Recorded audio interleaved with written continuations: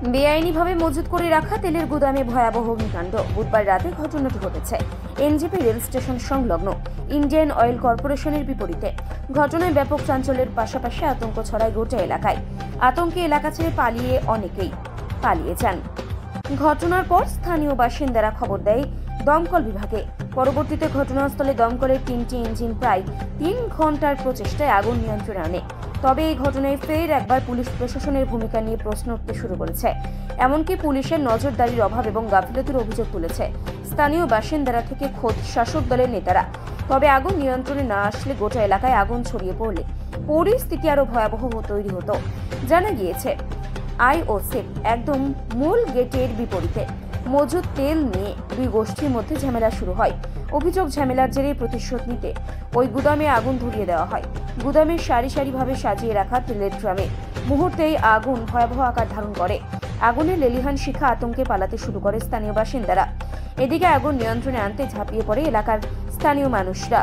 আগুন নিয়ন্ত্রণে আনতে সাহায্যের জন্য এগিয়ে আসে আইওসি কর্তৃপক্ষ।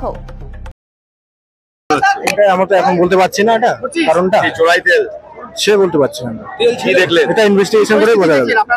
আমরা এসে দেখছি ওই তেলের ড্রামগুলো তেল রাখা ছিল, হয়তো সেটা জ্বলছে।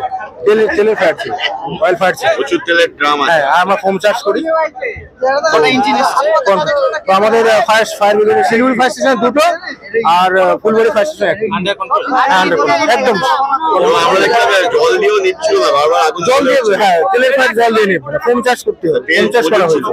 হ্যাঁ, তেল মজুদ ছিল। এর আগেও তো আগুন লেগেছে বারবার। হ্যাঁ, এটা থেকে বড় কারণ বারবার করে একই এলাকাতে আগুন লাগছে। এর আগেও তো আগুন লেগেছে বারবার। আচ্ছা, এর আগেও তো বারবার দমকল এসেছে একাধিকবারই। কেন বারবার আগুন লেগেছে?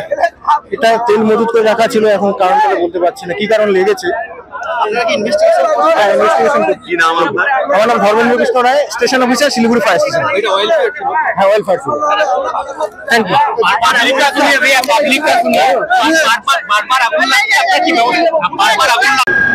এখন কিছু বলার নেই।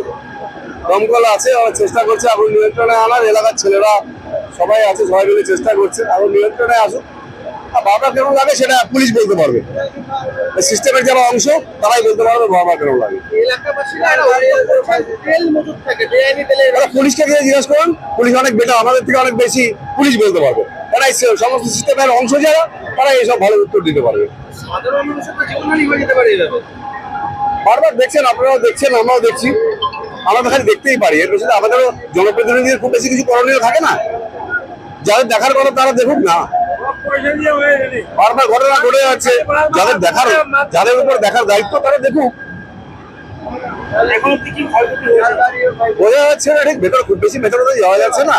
বিভিন্ন বাড়ি মনে হচ্ছে ক্ষতি হয়েছে।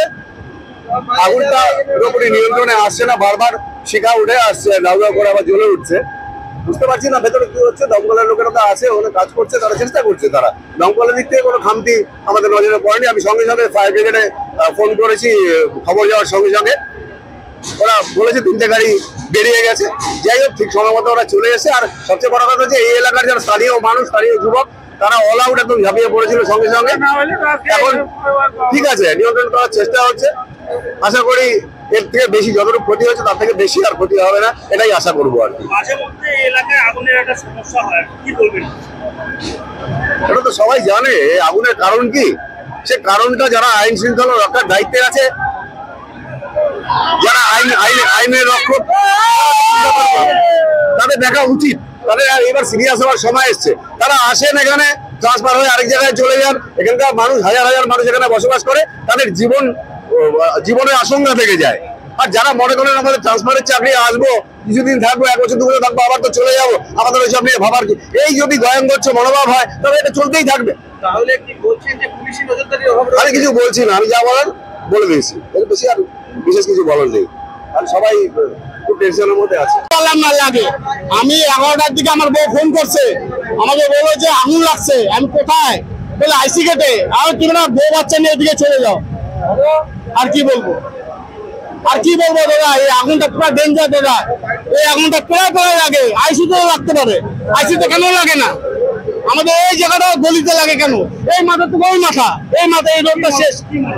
মনে হচ্ছে আমি কিছু বলতে পারলাম না দাদা, কিন্তু আগুন প্রায় প্রায় লাগে।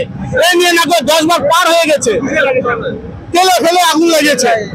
তেল ছাড়া তো হবে না, এরকম নিপানো এখনো নিবাচ্ছে মানুষ। হ্যাঁ, অনেক আগুনটা হয়েছে, কিন্তু আমি পরে আসছি 10 মিনিট পর। অনেক প্রচুর প্রচুর সবাই লোকজন বাড়ি বাড়িতে বেরিয়ে গেছে। আমার নাম শফিকুল ইসলাম।